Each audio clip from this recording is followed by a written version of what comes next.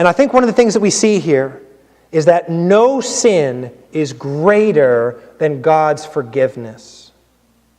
If you've ever thought, I must surely be rejected by God because of my sin, I can never find forgiveness, I want us to see here what Paul is actually communicating when it comes to forgiveness. Now, we didn't read the earlier verses in Acts chapter 13, but let me remind you of what Paul's been saying here in the earlier part of this sermon.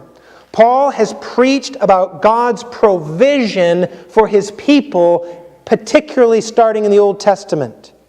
Just listen to this for a moment. Just listen to what this God did for this people. Verse 17, he chose them as his own for apparently no good reason. He rescued them from Egypt. He endured their grumbling in the wilderness. Verse 18, he cleared the land of Canaan and would have done it completely had the people followed his lead into battle. He gave that land as the people's inheritance. He graciously gave them judges. He granted their request for a king, the second of whom was a man after his own heart. He gives them David. And all of this provision, which Paul summarizes here in Acts chapter 13, led up to the greatest gift of all. You see, God had been gifting his people all through their history to prepare them for the greatest gift. When God says, I now give you my son.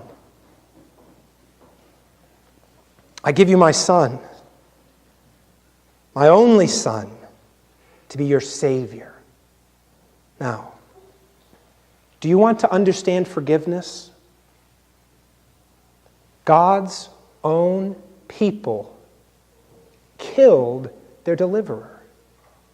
I mean, can you wrap your mind around that? God's own people killed their deliverer. And you and I might have been among the crowds shouting out, "Crucify him," had we been there that day. Now, this is what Paul's been preaching. Now, hear what he says in verse 38. Let it be known to you, brethren, that through this man is preached to you forgiveness of sins. That's an amazing message. Through this man, what man?